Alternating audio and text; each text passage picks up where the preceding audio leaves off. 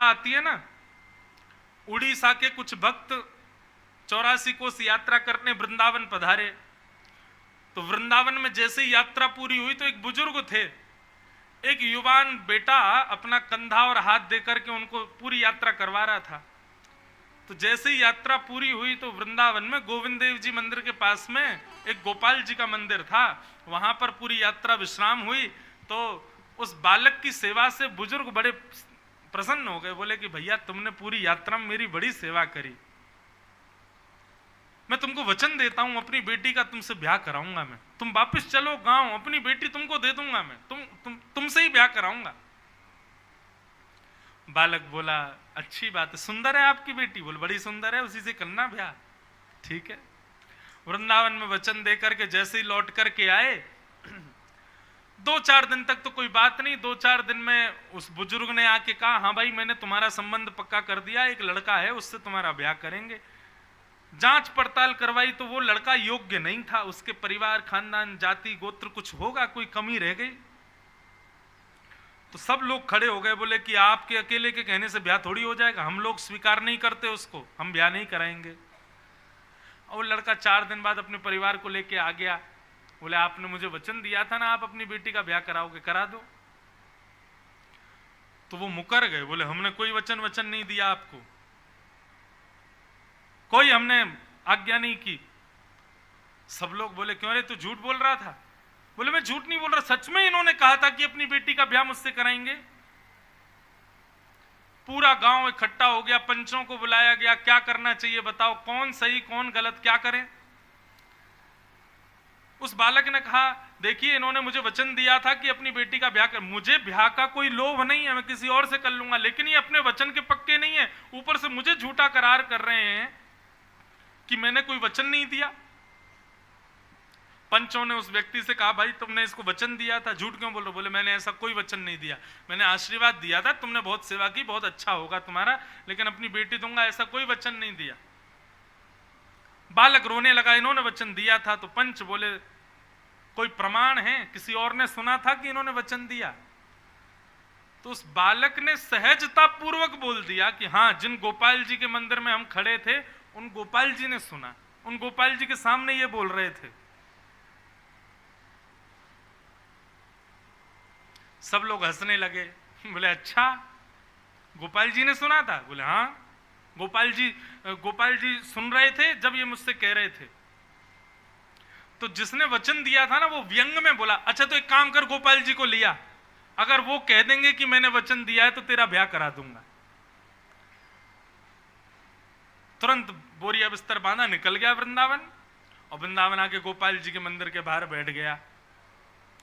भगवान से कहने लगा, बोले कि देखो आपके सामने उन्होंने वचन दिया था ब्याह कराएंगे, अब वचन दिया है तो पूरा तो करना चाहिए, मैंने सबके सामने बोल दिया है कि आपने सुना है, आप चल के प्रमाण दे दीजिए ना कि उन्होंने आपके सामने बोला था।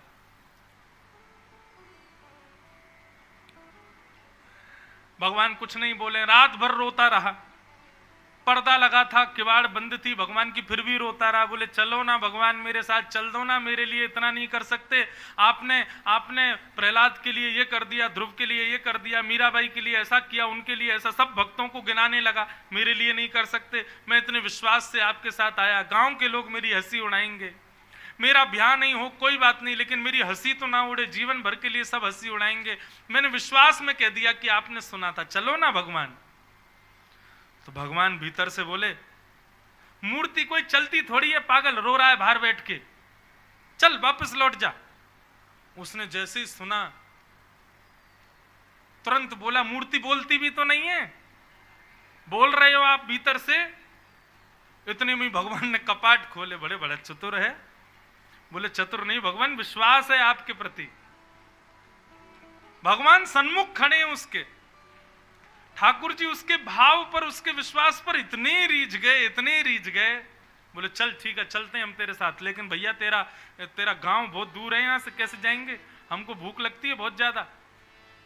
बोले सब भोजन पानी की व्यवस्था है, और भोजन पानी की व्यवस्था करके वो भक्त अपने साथ ठाकुर जी को ले गया। ठाकुर जी ने कहा पीछे मुड़ के मत देखना, क्योंकि हम नाचते गाते हुए चलते हैं, हम त्रिभंग लली हैं, मटक मटक के चलेंगे, हमको कोई देखे हमको भाता नहीं है। इसलिए तुम आगे आगे चलना, हमारी नूपुरों की ध्वनि से ही समझ लेना हम पीछे आ रहे हैं। और आगे आगे वो भक्त चल रहा है। विचार करो कैसी छवि रही होगी, उस भक्त की बात की गवाही देने भगवान जा रहे हैं वृंदावन से। गोपाल जी नाचते हुए चल रहे हैं, कभी लता पत्रों का स्पर्श करते हुए चलते हैं, कभी वेणु बजाते हैं, कभी कहीं बैठ जाते हैं, कभी कुछ। और जैसे ही वो भक्त पूछता है ठाकुर जी भूख लगी हो तो रुक जाएं, बोले हाँ भैया जल्दी रुको, तुरंत रुक करके अपने हाथों से भोजन बना के ठाकुर जी को खिलाता है। कैसे ठाकुर जी कितने दयालु हैं। भक्त की भक्ति तो प्रधान है ही, लेकिन उस करुणावतार की करुणा देखो, दया देखो। ना जाने किस चीज पर रीच करके उस भक्त के साथ जा रहे हैं। चलते चलते गांव के समीप कहीं पर रेत बहुत थी। ठाकुर जी चले तो रेत के कारण ठाकुर जी की पाजेबों में रेत भर गई और ध्वनि आनी बंद हो गई। उस भक्त को लगा भगवान कहीं रुक तो नहीं गए। पीछे मुड़ करके जैसे ही देखा तो ठाकुर जी तो चल रहे थे, रेतों की वजह से नूपुर बोल नहीं रहे थे, तो ठाकुर जी वहीं रुक गए। बोले अब नहीं चलूंगा मैं आगे, मना किया था पीछे नहीं देखा। बोले मुझे लगा आपके पायलों की आवाज नहीं आ रही है, आप रुक तो नहीं गए। ठाकुर जी बस 5-6 किलोमीटर और रह गया, नेक चल दो। भगवान बोले भले आदमी, हम 500 किलोमीटर चल के आ गए, तेरे गांव वाले 5 किलोमीटर नहीं आ सकते, लिया यहीं पे दे देंगे हम गवाही। और 500 भी क्यों, भगवान करीब 1200-1300 किलोमीटर चल के गए। सब गांव के लोगों को जाके उसने कहा देखो गोपाल जी आ गए, गवाही देने आ गए। सब गांव वाले आए तो ठाकुर जी तो मूर्तिवंत खड़े थे, लेकिन एक स्वर प्रकट हुआ ठाकुर जी में से, और गवाही को सिद्ध करते हुए भगवान ने कहा हाँ मैं साक्षी देता हूं कि मेरे सामने इन्होंने वचन दिया था कि अपनी बेटी का ब्याह कराएंगे। ओहो, सब ने नतमस्तक होकर के प्रणाम किया और अपनी बेटी का ब्याह उसके साथ कराया। ठाकुर जी तो इसलिए भैया भगवान नाम बड़ा श्रेष्ठ है। भगवान नाम को गाने में कोई भी कंजूसी मत करो, जितना हो सके। जिस प्रकार हम श्वास लेते हैं, हमको पता नहीं होता श्वास चलती रहती है, उस प्रकार जीव पर भगवान नाम चलता रहे, हमें पता भी ना चले, फिर भी वो नाम प्रकट होता रहे, ऐसी अपनी स्थिति बनाओ। भक्त प्रहलाद ने था पुकारा, इस नाम ने किस किस का कल्याण किया। भक्त प्रहलाद ने था पुकारा, हिरण्यकश्यप को आकर के मारा। क्या बन के आए भगवान? प्रभु नरसिंह रूप धराए, प्रभु नरसिंह रूप धराए। ओ हरि दौड़ चले आए, हरि दौड़ चले आए, हरि दौड़ चले आए, प्रभु दौड़ चले आए। हाँ हरि दौड़ चले आए, हरि दौड़ चले आए, हरि दौड़ चले आए, प्रभु दौड़। गाओ सब लोग। जिसने हरि गुण गाए, जिसने हरि गुण गाए, जिसने प्रभु गुण गाए, जिसने प्रभु गुण गाए। ओ हरि दौड़ चले आए, हरि दौड़ चले आए, हरि दौड़ चले आए, हरि दौड़ चले आए। हाँ हरि दौड़ चले आए, प्रभु दौड़ चले आए, दौड़ चले आए, प्रभु दौड़। श्री राधा रमण लाल की। करताल बजा के गाओ।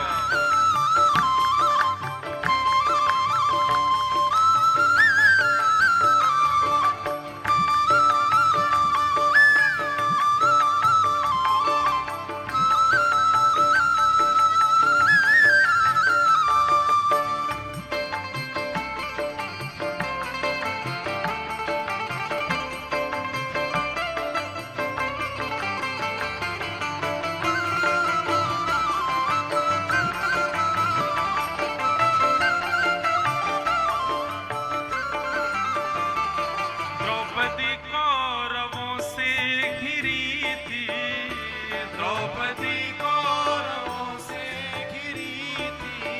केवल सुनने के लिए नहीं बैठे हैं आप, कथा जब चले तब सुनो, लेकिन कीर्तन संकीर्तन भजन हो तब गाना पड़ेगा साथ में। और जो नहीं गाएगा उसको अपने बगल वाले की सौगंध है। अब बताओ कैसे बैठोगे शांत? हम गाएं भी, कथा भी करें, आप बैठो, पानी पियो, खूब आनंद करो, सब ऐसे थोड़ी काम चलेगा। समान होनी चाहिए यहाँ पे। गाओ उच्च स्वर में, करताल बजा के। द्रौपदी कौरवों से घिरी थी, द्रौपदी कौरवों से घिरी थी, द्रौपदी कौरवों से घिरी थी, द्रौपदी कौरवों से घिरी थी। ओ मुरली वाले से विनती करी थी, मुरली वाले से विनती करी थी, तो मुरली वाले से विनती करी थी, मुरली वाले से विनती करी। तब हरि आकर के चीर बढ़ाए, हरि आकर के चीर बढ़ाए, हरि आकर के चीर बढ़ाए, हरि आकर के चीर बढ़ाए।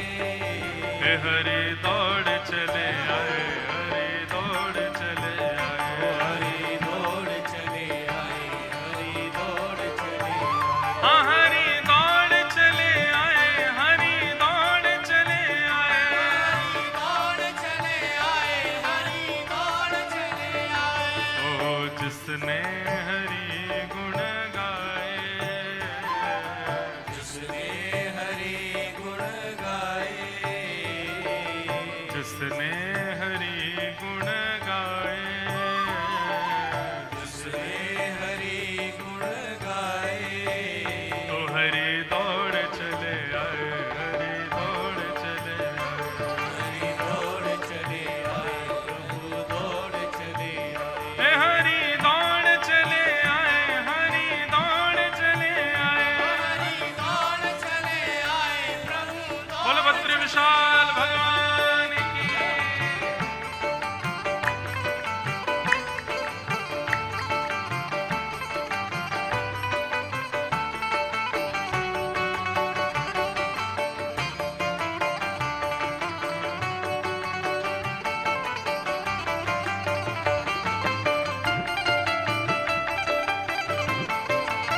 भक्त वत्सल भगवान की।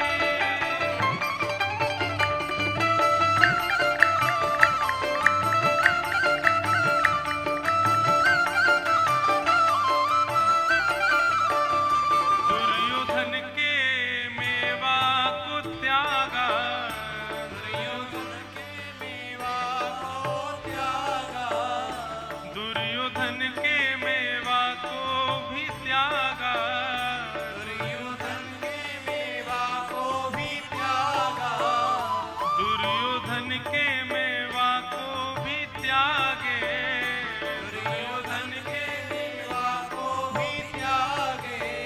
ओ भूख लागी तो उठ करके भागे, भूख लागी तो उठ करके भागे।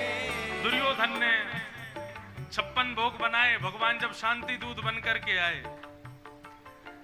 भगवान ने कहा भैया 5 गांव दे दो पांडवों को। दुर्योधन बोला सुई के नोक के बराबर भी जमीन नहीं दूंगा बिना युद्ध के। और उसके बाद भगवान को अपने पक्ष में करने के लिए 56 भोग बनवाए। दुर्योधन बोला प्रभु भोग लगाओ। तो भरी सभा में भगवान बोलते नहीं नहीं, आज तो मेरा निमंत्रण विदुर जी के यहाँ है। और विदुर जी उसी सभा में बैठे थे। विदुर जी बोले मैंने कब दिया इनको निमंत्रण? सबके सामने बोल रहे मेरा विदुर काका के यहाँ निमंत्रण है। दुर्योधन बोला 56 भोग बनाए। बोले अब तुम इसको हम फिर कभी पाएंगे? आज विदुरानी और विदुर जी हमारी प्रतीक्षा कर रहे हैं, हम वहां पाएंगे। विदुर जी भागे वहां से, बोले मैंने निमंत्रण नहीं दिया, अपने आप ही आ रहे हैं। और वहां 56 भोग छोड़ करके और साक विदुर घर खाए, और साक विदुर घर खाए, और साक विदुर घर खाए, और साक विदुर घर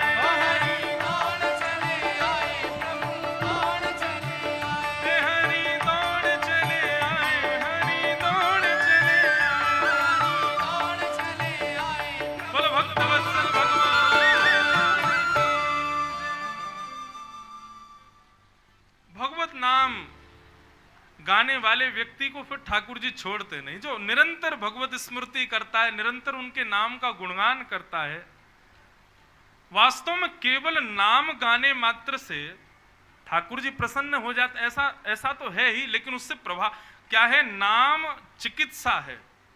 नाम जब व्यक्ति गाता रहता है ना, तो गाते गाते धीरे धीरे अपने आप ही उसके चित्त में विकार नष्ट होने प्रारंभ हो जाते हैं। अपने आप ही उसका हृदय की मलिनता अपने आप स्वच्छ होती चली जाती है, भगवान उससे फिर प्रसन्न हो जाते हैं। इसलिए भैया, हरि नाम, भगवत नाम, भगवान नाम गुणानवाद निरंतर बना रहे, 24 घंटे हरि स्मृति हमारी जिह्वा पर बनी रहे, इसका विचार करो। इसका कोई ना कोई उपाय स्वीकार करो। भगवान नाम,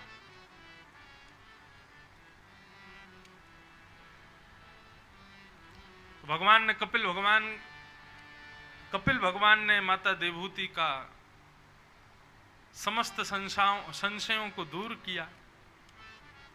आगे भागवत में कथा, ये तो थी देवहूति माता। अब इनकी 2 बहन और 2 भाई भी हैं। तो इनकी 2 बहन और कौन कौन सी हैं? आकुति और प्रसूति। तो आकुति का रुचि नाम के प्रजापति से विवाह हुआ और इनके पुत्र बनकर के आए भगवान यज्ञ नारायण। यज्ञ नारायण का विवाह दक्षिणा के साथ में हुआ। जब तक दक्षिणा नहीं होती तब तक यज्ञ पूर्ण नहीं माना जाता। उनकी पत्नी है वो। यज्ञ नारायण का विवाह दक्षिणा के साथ में हुआ और इस प्रकार आकुति के विषय में बताया गया। अब इनकी देवहूति की तीसरी बहन का नाम प्रसूति। प्रसूति के 16 कन्या हुई, सबसे छोटी का नाम सती, जिनका महादेव के साथ में विवाह सुसंपन्न हुआ। बंधुओं, माता सती के रूप में एक भाव कहा जाता है कि उन्होंने भगवान की परीक्षा ली, इसलिए महादेव ने उनका त्याग कर दिया। लेकिन इसके पीछे एक बहुत अंदरूनी छुपी हुई कथा है। अभी मानस जी की कथा कर रहे थे सोमनाथ में, तब उस कथा का उद्घाटन हुआ। महादेव और नारायण ये एक दूसरे के उपास्य भी हैं और उपासक भी हैं। ये बहुत सुंदर संयोग इस बार हुआ है कि श्रावण और अधिक पुरुषोत्तम मास एक साथ है, हरि और हर। इस समय हमारी आपकी तो क्या उपासना चल रही होगी, लेकिन यहां पर यदि वैकुंठ में दर्शन करेंगे तो ऐसा होगा कि महादेव नारायण के चरणों में लेटे होंगे और प्रणाम करके जैसे खड़े होते होंगे तो नारायण महादेव के चरणों में प्रणाम करते होंगे। दोनों एक दूसरे को प्रणाम कर रहे होंगे। यहां महादेव पंचामृत अभिषेक करते होंगे नारायण का और फिर नारायण पंचामृत अभिषेक करते होंगे महादेव का। एक दूसरे की उपासना चल रही होगी। और हम भी ऐसे ही करें, हम भी देखो रोज करते हैं। हम अपने लाल जी की सेवा भी कर रहे हैं, उनकी उपासना भी हो रही है, और फिर अपने शालिग्राम भगवान के अभिषेक के जल से फिर हमारे गिरधर लाल जी, छोटे से लाल जी हमारे, ऐसे छोटे से उनके वो हैं शंकर जी, और उनका नाम पता है? हमारे ठाकुर जी का नाम गिरधर लाल और उनके शंकर जी का नाम गिरधर लाल लालेश्वर। गिरधर लाल के भी लाला छोटे से स्फटिक के शंकर जी हैं। रोज उनका अभिषेक होता है। लेकिन अभिषेक किससे होता है? हमारे ठाकुर जी का जिससे स्नान होता है उस जल से शंकर जी का स्नान होता है। गंगा सबसे प्रिय है महादेव को। गंगा को अपने सिर पर धारण करते हैं। क्यों? क्योंकि गंगा नारायण के चरणों से निकली, इसलिए महादेव उससे स्नान करते हैं, उसको अपने सिर पर धारण करते हैं। तो महादेव और नारायण इन दोनों की भक्ति ऐसी एक दूसरे के प्रति, या महादेव भक्ति करते हैं तो फिर नारायण भी सोचते हैं इन्होंने इतनी की तो इससे दुगनी मैं इनकी करूंगा।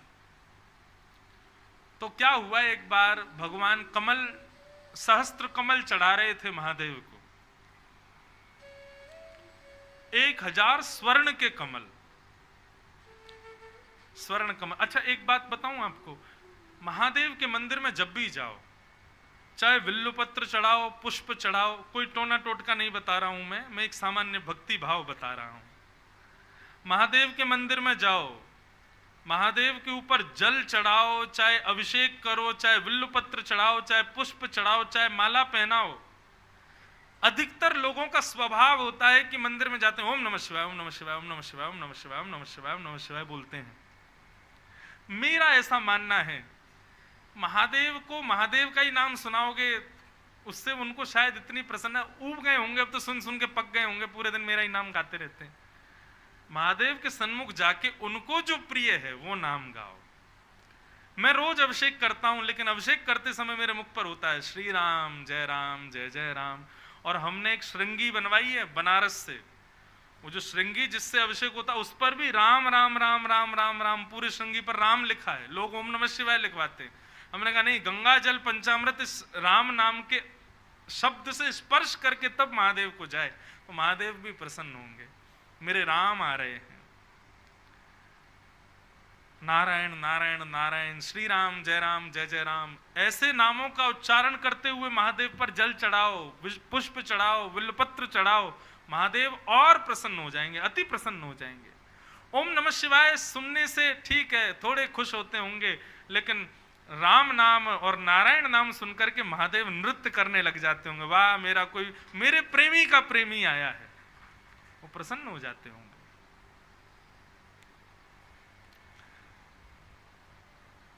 मानस में प्रभु श्री राम कहते हैं, जब रामेश्वरम की स्थापना करते हैं, बालूका से जब शिव जी को बनाते हैं, उसके बाद भगवान कहते हैं शिव द्रोही मम भगत कहावा, सोनर सपने हूं मोहे न पावा।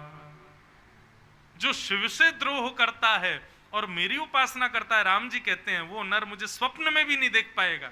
और यही बात महादेव कहते हैं, जो राम जी से विद्रोह करता है और मेरी उपासना करता है, वो स्वप्न में भी मुझे पा नहीं सकता, मेरी प्राप्ति नहीं कर पाएगा।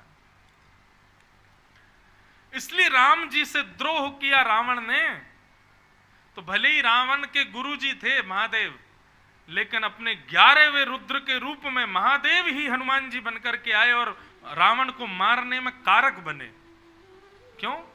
क्योंकि शिव के उपास्य राम जी से विद्रोह किया रावण ने, इसलिए हनुमान जी महादेव के ही रूप में महादेव का ही रूप है। हनुमान जी अपनी शिष्य को मारने आए, बोले भले ही मेरा भगत हो लेकिन मेरे ही इष्ट से ईर्ष्या करता है। तो कथा बंधु ऐसे है कि सती का जो प्रसंग है ना, उसके पीछे एक बड़ी अंदरूनी कथा है। कथा ऐसी है कि एक दिन भगवान सहस्त्र स्वर्ण कमल चढ़ा रहे थे महादेव को, और सहस्त्र कमल चढ़ा रहे थे, 999 चढ़ाए, जैसे ही 1000वां कमल उठाने लगे तो महादेव ने एक कमल गायब कर दिया। अब एक कमल नहीं मिला तो नारायण भगवान खोजने लगे, बोले कहां चला गया कमल, मेरी उपासना अधूरी रह जाएगी, आसन से उठ नहीं सकते, आसन सिद्ध है। महादेव बोले अब मजा आएगा, अब पता चले इनका संकल्प पूरा नहीं हो पाएगा, क्योंकि संकल्प कर चुके हैं कि 1000 कमल चढ़ाना है। भगवान ने बहुत देर खोजा, नहीं मिला तो महादेव मुस्कुराने लगे, बोले अब कहो नाथ संकल्प पूर्ण कैसे होगा आपका। तो नारायण भगवान बोले उपाय है। बोले क्या? विश्व के सब लोग मेरे सर्वांगीण अंगों को कमल अर्पित, कमल का उपमा देते हैं, हस्त कमल, चरण कमल, नेत्र कमल, नासिका कमल, मुख कमल, सब मेरा कमल ही कमल है। तो महादेव को जाकर के हृदय से लगा लिया, बोले मैं खुद ही कमल आपको अर्पित करता हूं, खुद को अर्पित कर रहा हूं। और जैसे ही महादेव को अपने हृदय से लगाया, महादेव भीग गए, नेत्र सजल हो गए। और महादेव ने आज घोषणा कर दी कि शिव का सबसे बड़ा भक्त यदि कोई है तो वो श्रीमन नारायण है, ये चतुर्भुज नारायण है, सबसे बड़े बड़े मेरे भक्त यही हैं। अब ये बात जैसे ही महादेव ने कही तो नारायण भगवान बोलने लगे, बोले अरे आपने हमको बड़ा बता दिया। अब देखो भक्ति में भी बड़ा बताना, ये भी भगवान को कष्ट दे रहा था कि आपने हमको बड़ा क्यों बता, हम भी आपको बड़ा बताएंगे, आप भी हमारे सबसे बड़े भक्त हो। महादेव बोले सिद्ध करके दिखाओ। बोले समय आने तो सिद्ध करेंगे। और सिद्ध कैसे हुआ? जब सती और शंकर जी दोनों राम कथा सुनकर के निकले तो वन में विचरण करते हुए जा रहे थे, तभी राम और लक्ष्मण दोनों सीता जी के विरह से आतुर रुदन करते हुए घूम रहे थे। और दूर से ही जैसे ही महादेव ने देखा, राम जी को तुरंत दंडवत प्रणाम किया। सती को बोला प्रणाम करो। बोले क्यों, ये कौन है? ये बोले वही है जिनकी कथा हम सुन के आ रहे हैं, सीता जी का हरण कर लिया है रावण ने, उनको खोज रहे हैं, जल्दी प्रणाम करो, ये वही जा रहे हैं।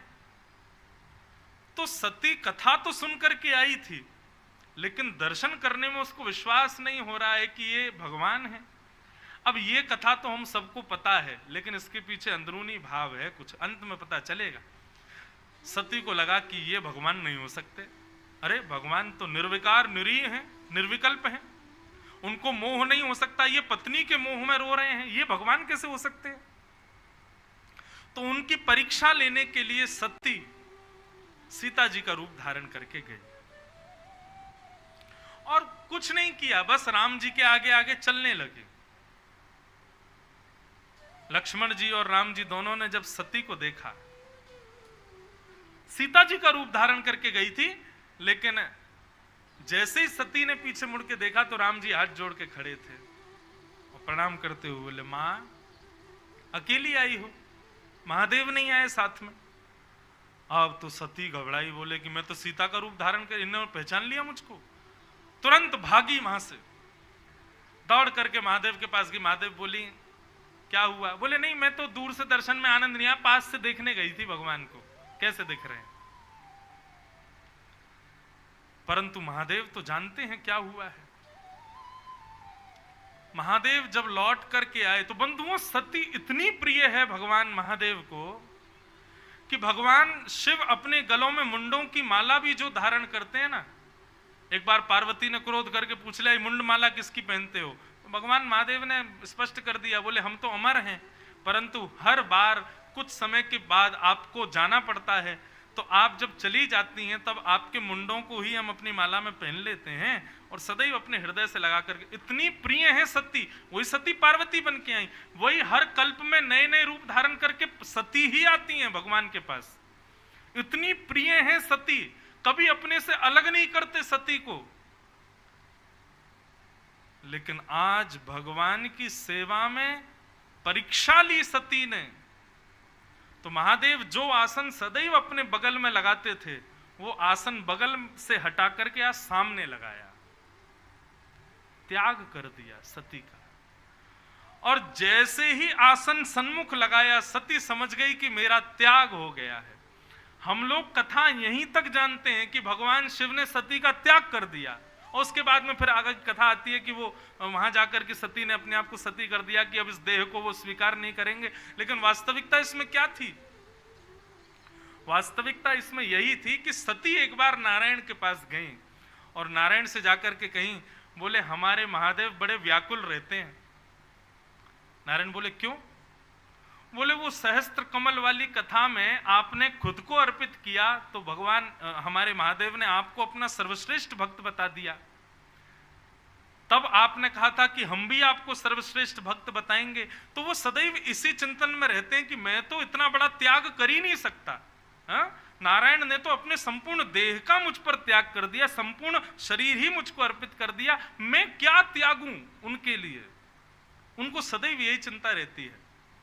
तब नारायण भगवान ने बताया, बोले देखो महादेव को सबसे प्रिय हो आप, मेरे लिए यदि वो आपका त्याग कर देंगे तो वो मुझसे भी श्रेष्ठ भक्त हो जाएंगे। तो सती जी आप एक काम करना, जब हम राम बन करके आए तब आप हमारी परीक्षा लेने के लिए आना। जब आप हमारी परीक्षा लेने के लिए सीता स्वरूप धारण करोगी तब महादेव के मन में भाव आएगा, अरे ये तो मेरी पत्नी अब मेरी माँ के रूप में जा चुकी है, अब माँ को मैं पत्नी रूप में नहीं देख सकता। उस दिन महादेव आपको हमारी सेवा के लिए त्यागेंगे, उस दिन हम घोषणा कर देंगे कि हमारे भी सबसे बड़े भक्त महादेव हैं, उनसे बड़ा भक्त कोई नहीं है। आज सती का जैसे ही त्याग किया, सन्मुख आसन पधराया, इतने में ही शंख चक्र गदा पद्म धारण करके नारायण प्रकट हो गए और बोले, महाराज मेरे लिए आपने अत्यंत प्रिय सी, युग युगों तक जिनका संग आप करते हो, ऐसी सती का आपने त्याग कर दिया। मैं आज घोषणा करता हूं कि नारायण के सबसे बड़े भक्त महादेव हैं। और इस लीला को इस महादेव के विषाद को पूर्ण कराने में सहायक कौन बनी? सती। ये इसके पीछे की अंदरूनी लीला है। तो ऐसी सती का चरित्र यहां पर बताया गया। और फिर वही सती अपने प्राणों का त्याग कर देती हैं और पुनर्जन्म लेकर के हिमालय की पुत्री बनकर के प्रकट होती हैं। हिमालय की पुत्री पार्वती के रूप में आती हैं और तब यहां पर महादेव को स्वीकार करती हैं। बोलो उमापति महादेव की जय। नमामि शमीशान निर्वाण रूपम विभुम व्यापकम ब्रह्म वेद स्वरूपम नमामि शमीशान। श्रावण मास है, गंगा जी का तट है और ये ऋषिकेश की भूमि है। महादेव को याद करो। नमामि शमीशान निर्वाण रूपम विभुम व्यापकम ब्रह्म वेद स्वरूपम नमामि शमीशान।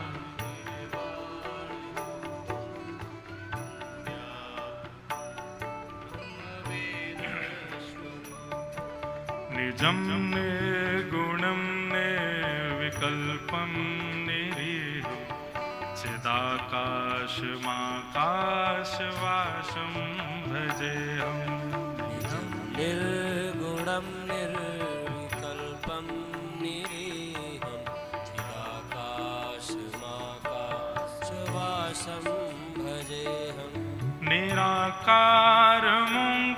निराकारमोङ्कारमूलं तुरीयं गिराज्ञानगोतीतमीशं गिरीशं करालं महाकालकालं कृपालं गुणगान संसार पारं नतो नमामि शमीशान निर्वाण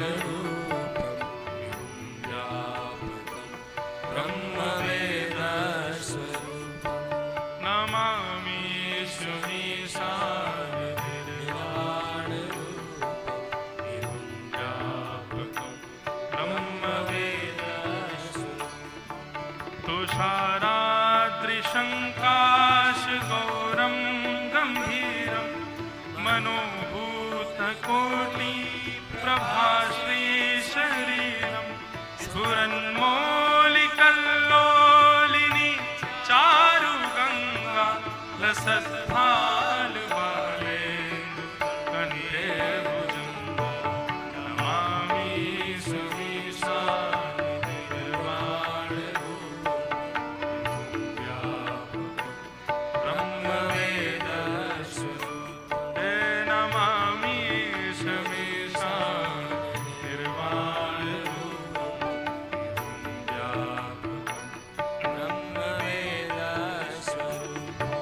चलकुण्डलं भ्रूसुनेत्रं विशालं प्रसन्नाननं नीलकण्ठं दयालं मृगाधीशचर्माम्बरं मुण्डमालं प्रियं शङ्करं सर्वनाथं भजामि नमामि शमीशान निर्वाण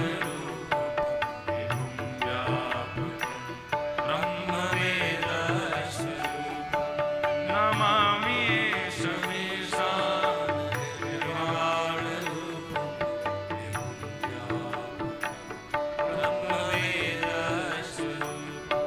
प्रचण्डं प्रकष्टं प्रगल्भं परेशम् अखण्डं अजं भानुकोटि प्रकाशं प्रियः शूलनिर्मूलनं शूलपाणि भजेऽहं भवामि पतिं भावगं नमामि शमीशान निर्वाण ब्रह्मवेद स्वरूपं नमामि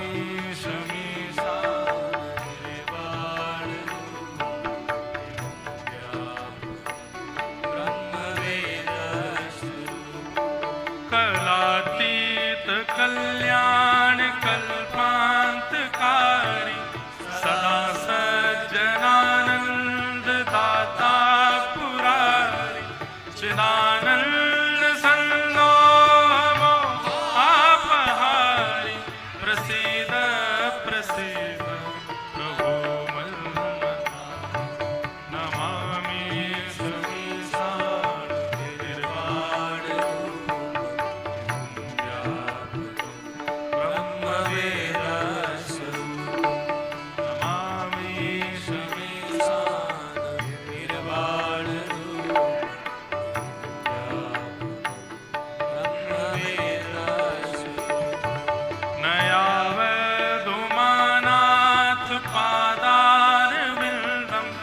भजन्ति हलोके परिवानराणा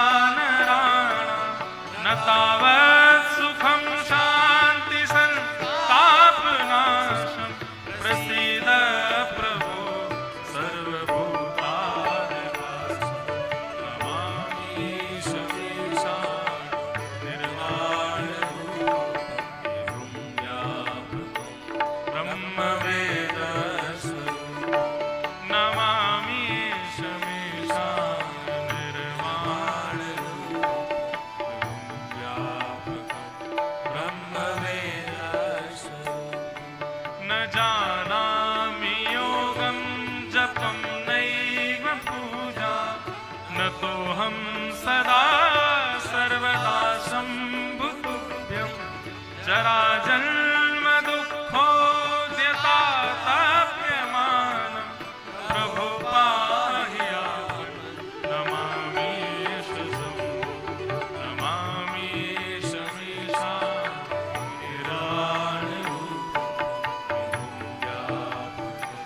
ब्रह्मवेदस्वरूपं नमामि शमीशान्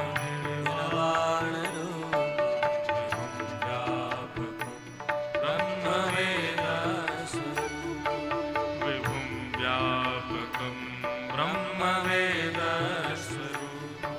विभुं व्यापकं ब्रह्मवेद नमः पार्वती पतये हर हर महादेव।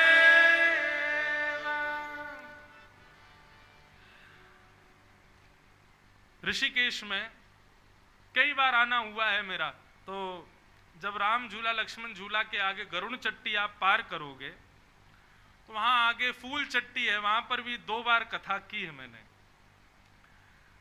तो गरुड़ चट्टी फूल चट्टी के बीच में एक पर्वत है। पर्वत का नाम मुझे याद नहीं आ रहा है, लेकिन उस पर्वत पर ऊपर एक आश्रम है, अभ्यारण्य। वहां पैदल ही जा सकते हैं, वहां पर कोई और साधन नहीं जाता। वहां हम 3-4 दिन रहे थे। तो अभ्यारण्य जो है वो जिस पर्वत पर विराजमान है, उस पर्वत श्रृंखला को भूतांचल बोलते जाने, ऐसे करके कुछ नाम है उस पर्वत का। हमने पूछा भैया इसका नाम भूतांचल क्यों है, और वहां एक झरना भी है। तो यहाँ के लोगों ने बताया, बोले महाराज ये जो ऋषिकेश के जितने भी पर्वत हैं ना, जब महादेव हिमालय पर विवाह के लिए पधार रहे थे पार्वती जी के साथ, तो अपनी सब बारात के साथ चल करके आ रहे थे। कहां से आ रहे थे? अब कैलाश से आ रहे थे, जाने काशी से आ रहे, जहां से काशी से आ रहे थे। तो जब ऋषिकेश पहुंचे तो यहाँ के पर्वतों पर सारी बारात ने बैठ करके थोड़ी देर विश्राम किया, और यहाँ जो थोड़े बहुत झरने हैं वहां से पानी पिया। तो ये एक विशेष प्रकार से सारे भूत यहीं रहे थे इन्हीं पर्वतों पर, और यहाँ रह करके उन्होंने स्नान ध्यान और भोजन पानी आदि सब किया था। तो 3-4 दिन तक बारात यहीं रुकी थी ऋषिकेश में महादेव की। उसके बाद आगे ऊपर हिमालय पर प्रस्थान किए थे। तो 2, 4, 5 यदि रह गए हों तो कभी कभी दिख जाते हैं रात में किसी को बारात के लोग। तो इसलिए रात्रि में ज्यादा घूमिएगा मत ऋषिकेश में। कहीं एक आध कोई बाराती मिल गया तो कहो, आपसे पूछे बारात गई थी आपने देखी, मुझे भी ले चलो, आप भी चलो संग में। तो इसलिए ये सब विनोद की बात है, लेकिन वहां उस पर्वत की यही कथा थी। हमको पहले 2 दिन हम लोग रात में घूम रहे थे 1-1, 2-2 बजे तक। जब हमको कथा सुनाई तो हम 10 बजे ही सो जाते थे कि यहाँ बाहर निकलना उचित नहीं है। और फिर 2 दिन तक हम एक झरने में नहा रहे थे। तो हमने वहां एक व्यक्ति से पूछा, मैंने इस झरने की विशेषता क्या? बोले महादेव की जब बारात रुकी तो भूतों ने इसमें पानी पिया था। मैंने कहा हम 2 दिन से नहा रहे थे भैया इसमें। तो इसलिए यहाँ पर गंगा जी को छोड़ बाकी सब स्थानों को प्रणाम मात्र ही करना, स्नान आदि सब झरना वरना पानी मत पीना, यहाँ पे हम वहीं स्नान करना सब। तो ऐसा अद्भुत महादेव का प्रसंग थोड़ा सा भागवत में सुनाया गया, सती चरित्र। उसके बाद उत्तानपाद राजा की कथा, जिनके पुत्र हुए ध्रुव। उत्तानपाद राजा की 2 पत्नी हैं, सुनीति और सुरुचि, और दोनों से एक एक पुत्र हुए, उत्तम और ध्रुव। छोटी पत्नी की तरफ ज्यादा आसक्ति होने की वजह से बड़ी पत्नी का त्याग कर दिया, छोटी पत्नी के साथ रहने लगे। बड़ी पत्नी के पुत्र ध्रुव के मन में इच्छा हुई मैं भी पिता की गोद में जाकर के बैठूं, पर छोटी मां ने कहा वन में जाकर के भगवान को प्रसन्न करके उनसे वरदान के रूप में मांगो कि छोटी मां के गर्भ से जन्म लूं, तब तुम इस पिता की गोद में बैठ सकते हो। ध्रुव जी बहुत रोए, अपनी मां के पास आके बोले छोटी मां ने कहा है वन में जाके भगवान का भजन करके तब उनसे कहो मैं छोटी मां के गर्भ से जन्म लूं, तब तुम आके इस राज्य गद्दी पर बैठोगे। मां हो तो ध्रुव की मां जैसी। ध्रुव की मां ने समझाया बेटा, मां ने क्या क्या कहा सब बातों को विशेष ध्यान मत दो, ये कहा वन में जाके भगवान का भजन करो, इस बात को स्वीकार करो। श्रोता के 4 लक्षण होते हैं, सुनने वाले के 4 लक्षण होते हैं, चातक, हंस, मीन और सुक। इन सब विषयों पर मैंने कई बार विस्तार से प्रवचन किया है, पर थोड़ा सूक्ष्म में कह चलूं, अब कृष्ण जन्म भी करना है, कथाएं बहुत हैं। तो चातक का स्वभाव होता है कि वो गंगा जल भी नहीं पीता प्यास लगती है तो। गंगा जल जिनकी वेद पुराणों में इतनी महिमा बताई गई, चातक उस गंगा जल को भी नहीं पीता। क्यों?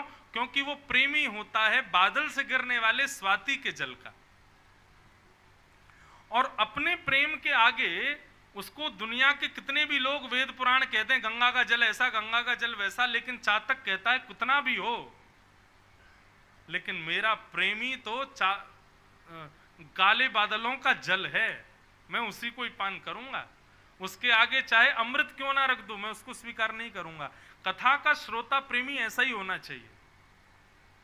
उसको कितने भी प्रलोभन दिए जाएं, ऐसा कर लो ऐसा कर लो, लेकिन कथा का समय है तो उस समय सारे प्रलोभनों को छोड़े, केवल कथा को स्वीकार करे। ये चातक प्रवृत्ति के श्रोता। हमने देखा है कई बार क्या होता है, जब लोग ऐसे स्थानों पर कथा सुनने आते हैं ना, अब तो ऐसा नहीं होता कि कथा ऐसी सुनाते हैं कि उठ ही नहीं पाता, लेकिन कई बार लोग बाग क्या करते हैं, कथा के समय पर ही चले जाते हैं कहीं भी। और किस भाव से जाते हैं, अरे कल सुन लेंगे, आज घूमे आते हैं थोड़ा। नहीं, आप चातक की प्रवृत्ति के रहो। हमने सुबह की कथा रखी इसलिए ताकि पूरे दिन डोलो, सुबह कथा सुन लो, हमको छुट्टी दो, फिर कहीं जाओ। शाम की कथा में बंद जाओगे, क्यों? बोले सुबह उठो, खान पान को, फिर कथा का इंतजार 3 बजे से कथा 6-7 बजे तक, ना सुबह के कच रहे ना रात के। इसलिए हमने सुबह ही कथा रखी, क्योंकि हमको भी कई आश्रमों में जाना होता है, ऋषिकेश आते हैं तो हरिद्वार भी जाना होता है, सुबह कथा करके सब फ्री हैं। लेकिन विशेषता यह है कि भैया कथा के आगे बहु व्यंजन भी मिले, अमृत भी मिले, उसका त्याग करो, कथा को प्रधानता दो। ये चातक प्रवृत्ति। चातक। दूसरी श्रोता की स्थिति होती है हंस। हंस का स्वभाव क्या होता है? हंस के आगे दूध और पानी मिलाकर के यदि बाल्टी में रख दिया जाए तो हंस दूध पी जाता है, पानी छोड़ देता है। श्रोता को भी ऐसा ही होना चाहिए। बोलने वाला कुछ भी बोले, लेकिन हमको सुनना वही है जो हमारे लिए उपकारी है, जो हमारे लिए हितकारी है। यही बात ध्रुव जी की मां समझा रही, बेटा हंस बनो। मां ने कहा वन में जाकर के भजन करो, भगवान प्रसन्न हो जाए। उसके बाद मां ने क्या कहा कि उनसे वरदान मांगना, मैं छोटी मां के गर्भ से जन्म। ये सब बातें पानी है तुम्हारे लिए। तुम्हारे लिए दूध क्या है कि वन में जाके भजन करो, इसको स्वीकार करो। तुम्हारे लिए जो उपयोगी है केवल उसको स्वीकार करो। ध्रुव जी की मां ने कहा, बेटा तू कल परसों नहीं, अभी इसी वक्त जा और वन में जाके भगवान का भजन करो। ध्रुव जी महाराज वन में गए, नारद किया, नमो भगवते तुभ्यं वासुदेवाय धीमहि प्रद्युम्नाय निरुद्धाय नमः संकर्षणाय च। ओम नमो भगवते वासुदेवाय। बंधुओं, पुरुषोत्तम मास चल रहा है। इस मास में जितना हो सके, मैंने पहले दिन ही कथा में बताया था, सबसे बड़ा नियम क्या है पुरुषोत्तम मास का? भगवत वैष्णवों का दर्शन, भागवत की कथा श्रवण और वैष्णव जो भगवान के भक्त हैं उनका दर्शन। भगवान के दर्शन की ज्यादा प्रधानता नहीं है, भगवान के भक्तों के दर्शन की प्रधानता है पुरुषोत्तम मास में। और भगवान नाम गुणानवाद, तो भगवान नाम गुणानवाद में कौन सा नाम गाएं? तो सबसे श्रेष्ठ है ओम नमो भगवते। पुरुषोत्तम मास को अधिक मास भी कहते हैं। क्यों? क्योंकि भगवान अधिक मास में, पुरुषोत्तम मास में जो भी कुछ हम करते हैं उसका मल्टीप्लाई इंटू 1000 कर देते हैं। तो आप जो भी करोगे, आप एक गोता लगाओगे तो वो एक काउंट नहीं होगा, वो 1000 ही काउंट होगा। गंगा जी में एक गोता भी लगाओगे तो 1000 ही गिना जाएगा। तो सोचो 10-15 दो गोते लगा लिए तो कितने माने जाएंगे? यहां पर एक बार कथा सुन रहे हो आप लोग, लेकिन मल्टीप्लाई इंटू 1000 ही गिना जाएगा। मतलब आप जब प्रस्थान करेंगे ना ऊपर, तो चित्रकेतु आपका बायोडाटा बताएगा क्या क्या किया, तो उसमें यही गिनेगा, बोले आपने 1000 कथाएं सुनी हैं। आप कहोगे सुनी तो एक ही थी हमने ऋषिकेश में, लेकिन सुनी पुरुषोत्तम मास में, इसलिए अधिक हो गई, उसका 1000 हो गया। लेकिन इन सब के बीच में ये भी ध्यान रखना, यदि आपने किसी एक व्यक्ति का हृदय दुखाया तो वो भी अधिक होगा। आपको इसी बात का पाप लगेगा कि आपने 1000 व्यक्तियों को दुखी किया।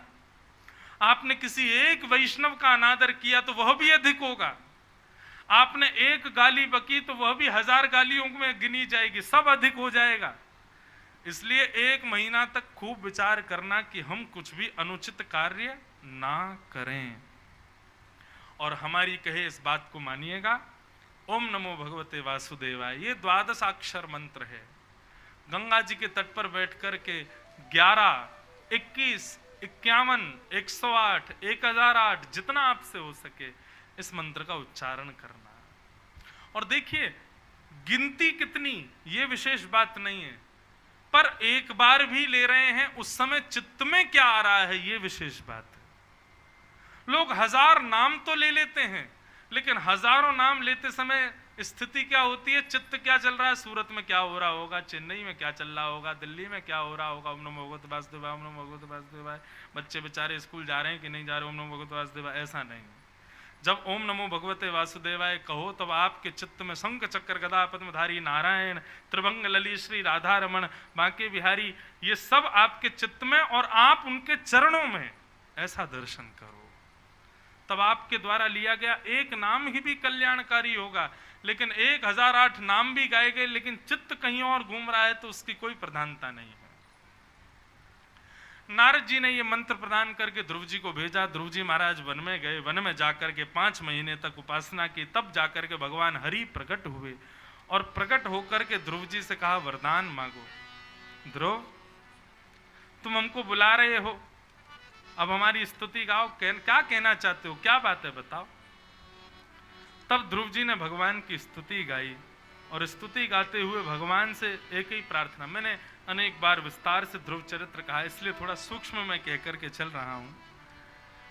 ध्रुव जी कहते हैं, भक्ति मुहु प्रवहताम त्वयि में प्रसंगो भूयाद अनंत महताम ममलाशयानाम येनांजसौल्वणुमुरुव्यसनं भवाब्धिं निश्ये भवद्गुण कथामृतपान मत्तः। ध्रुव जी कह रहे हैं, नाथ मुझे एक व्यसन लगा दीजिए। भगवान बोले कैसा व्यसन? कुछ खाने पीने का व्यसन नहीं चाहिए भगवान, सुनने का व्यसन चाहिए। और क्या सुनने का व्यसन चाहिए? बोले आपकी कथा सुनने का मैं व्यसनी हो जाऊं, ऐसी कृपा मुझ पर कर दीजिए। बंधु एक बात बताएं, भगवत भक्ति को जब तक आप अपने लिए व्यसन नहीं बनाओगे तब तक वो भक्ति लाभकारी नहीं होगी। बहुत ध्यान से सुनिएगा इस बात को। जैसे व्यसनी व्यक्ति सांसारिक वस्तु को व्यसन बना लेता है, मदिरा को व्यसन बना ले, सिगरेट को व्यसन बना ले, तंबाकू को व्यसन बना ले, और व्यसन केवल ये तंबाकू बीड़ी सिगरेट ही नहीं, कई लोगों के बड़े बड़े व्यसन होते हैं। कईयों को श्रृंगार का व्यसन होता है, वो बिना श्रृंगार के रह ही नहीं पाते, एक क्षण नहीं, रात में मेकअप करके ही सोते हैं।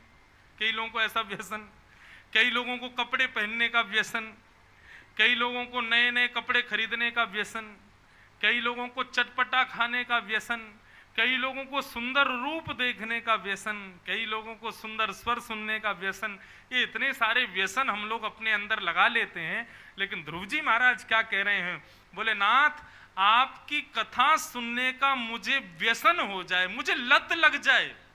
जैसे व्यसनी व्यक्ति बिना लत के नहीं रह पाता, ऐसे में आपकी कथा के बिना तड़पने लग जाऊं, मचलने लग जाऊं, बिना जल के मछली तड़पे, ऐसे बिना कथा की मेरी स्थिति हो जाए। नाथ ये कृपा कर दो।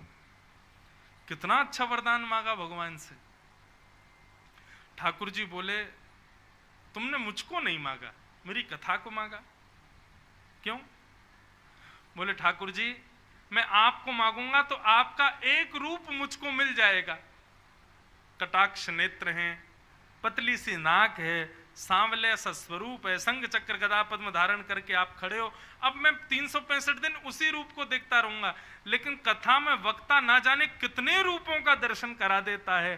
कथा इसलिए मांग रहा हूं क्योंकि वहां आपके अनंत रूप दिखाई देते हैं। कभी आप अर्जुन का रथ चला रहे हो, आपके चेहरे पर पसीना आ रहा है, आपकी अलकावलियां आपके मुखमंडल पर आ रही हैं। कभी आप विराट रूप धारण कर रहे हो, कभी वृंदावन में त्रिभंग लली बंशी बजा रहे हो, गोपियों के संग रास विहार कर रहे हो, सुदामा के गले में गलवैयां डाल के घूम रहे हो, रुक्मणी के साथ विहार कर रहे हो। वक्ता आपके कितने रूपों को दे देता है।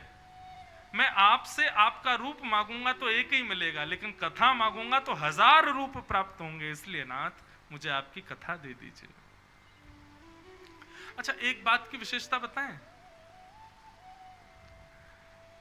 मैंने थोड़ा अवलोकन किया कि भागवत में जितने भी भक्त हैं, एक ने भी भगवान को नहीं मांगा।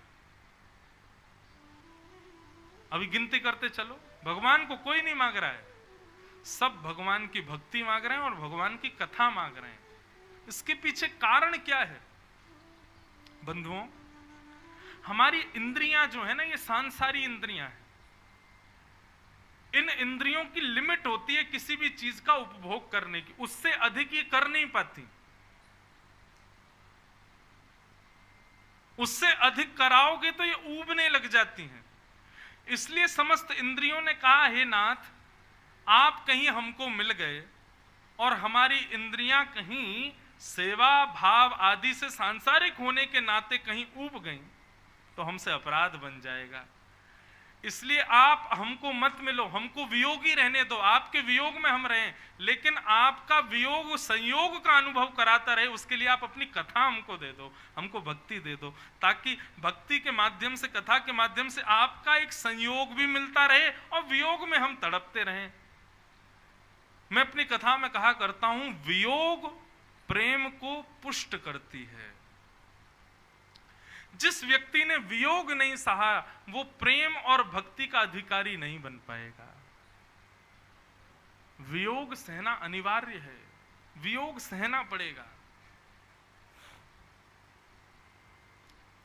वो बात अलग है, किसी को जरूरत ही नहीं है वियोग की तो अलग स्थिति है, लेकिन प्रेम आसक्त जो है यदि उसको वियोग मिल जाए तो वियोग प्रेम को पुष्ट करता है और दृढ़ कर देता है। ध्रुव जी महाराज ने कहा, हे नाथ कृपा करके आप अपनी कथा रस मुझे प्रदान कर दीजिए, मुझे उसकी लत लग जाए ऐसी कृपा कर दो। भगवान ने ध्रुव जी के ऊपर कृपा की और कृपा करके भगवान वहां से प्रस्थान कर गए। ध्रुव जी ने 36,000 वर्ष तक राज्य किया और 36,000 वर्ष बाद एक विमान आया, उस विमान पर मृत्यु के सिर पर पैर रख करके ध्रुव जी प्रस्थान कर गए। बोलो भक्तवत्सल भगवान की जय। देखो भक्त चरित्र सबने सुने, कथाएं भी सबको याद होंगी, लेकिन उनके स्तुति में वो विशेषता क्या कहते हैं ये हमको सुनना है। ध्रुव जी ने एक बात और कही भगवान से, क्या कि हे नाथ, योऽन्तः प्रविश्य मम वाचमिमां प्रसुप्तां संजीवयत्यखिल शक्तिधर स्वधाम्ना अन्यांश हस्तचरण श्रवण त्वगादि प्राणान् नमो भगवते पुरुषाय तुभ्यम्। ध्रुव जी कहते हैं, हे नाथ, हमारी आंखों को देखने की शक्ति आपने प्रदान की, कानों को सुनने की शक्ति आपने प्रदान की, जीव को रस लेने की शक्ति आपने प्रदान की, हाथों को कर्म करने की, पैरों को चलने की, समस्त इंद्रियों को शक्ति आपने प्रदान की। लेकिन ये मानव कितना अभागा है, शक्ति प्रदान करने वाले को कभी धन्यवाद नहीं कहता। धन्यवाद कैसे कहना है, मतलब अपनी उस इंद्रिय को भक्ति में लगा करके भगवान को धन्यवाद कहो। जैसे कि अभी आप कथा सुन रहे हो, तो कथा सुन रहे हैं, लेकिन एक प्रकार से आप भगवान को कान देने के लिए कानों से धन्यवाद कह रहे हो। हे नाथ, हम आपकी कथा सुन करके, इन कानों से हम संसार को सुनते हैं, लेकिन आज आपकी कथा सुन करके इन कानों से धन्यवाद कह रहे हैं, आपने हमको कान दिए।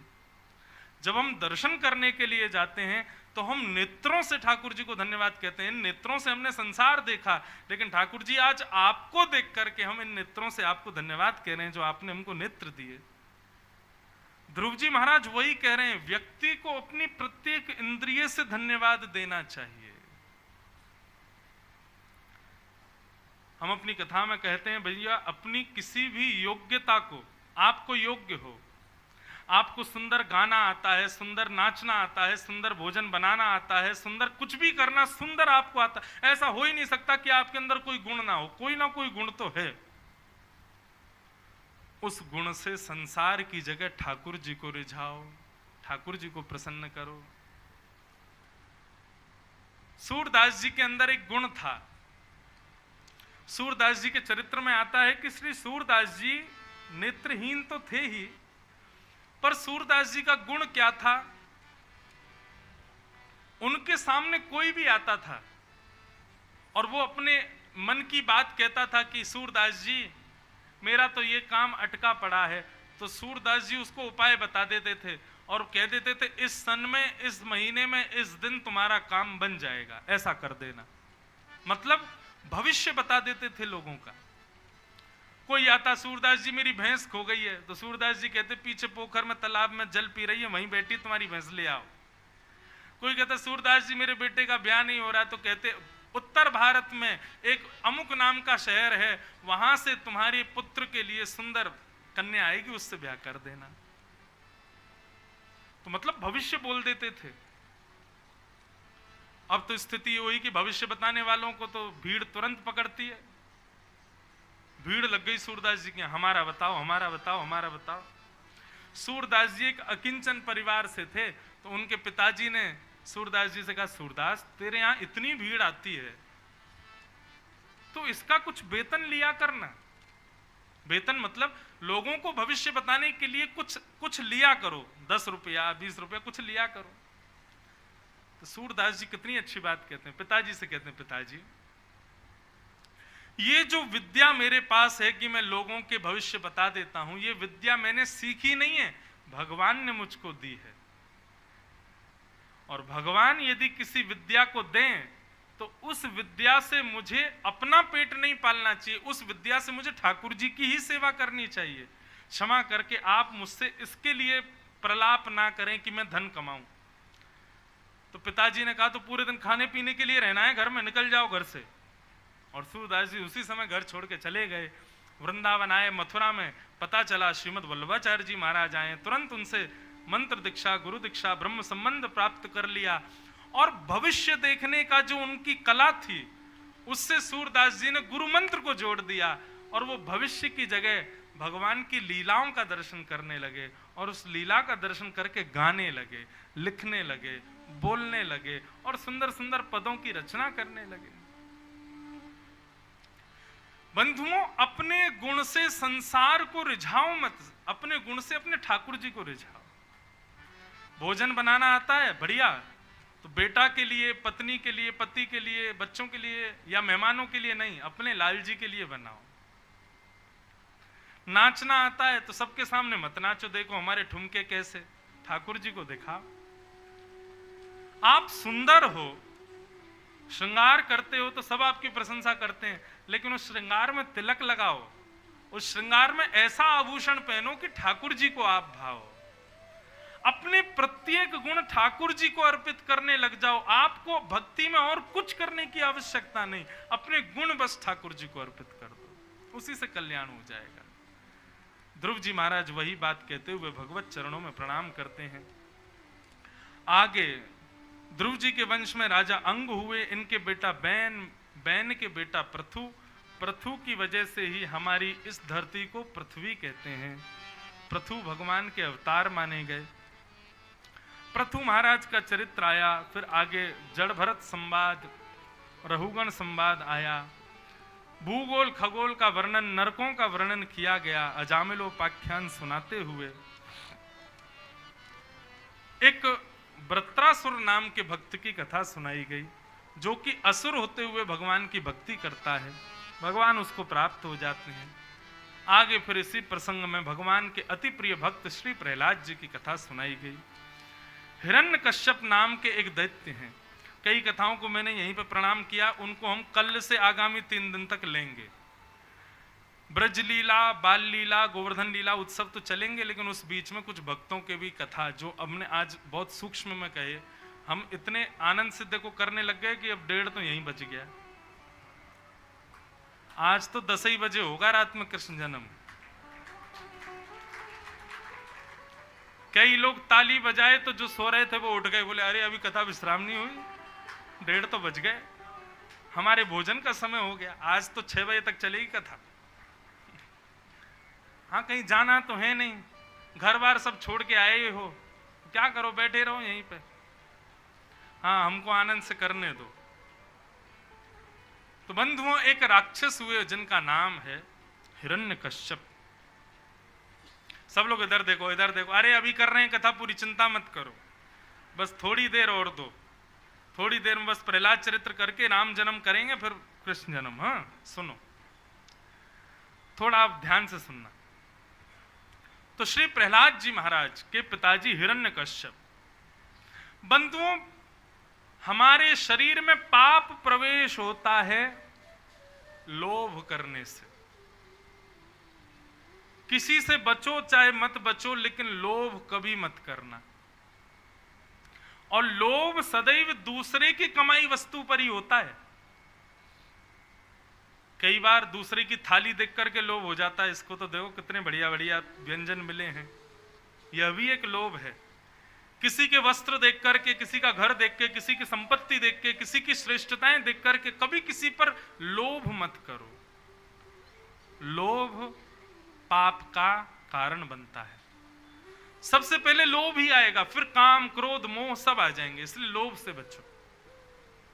और सुनो, ज्यादा ही लोभ करने का मन कर रहा है तो लोभ करो तो भक्ति का लोभ करो। देखो, काम, क्रोध, लोभ, मोह, ईर्ष्या, द्वेष, अभिनिवेश, अहंता, ममता, चिंता, ये जितने भी क्रिया करने से पाप के भागी हम लोग बनते हैं, इन सबको भगवान के लिए करने लग जाओ।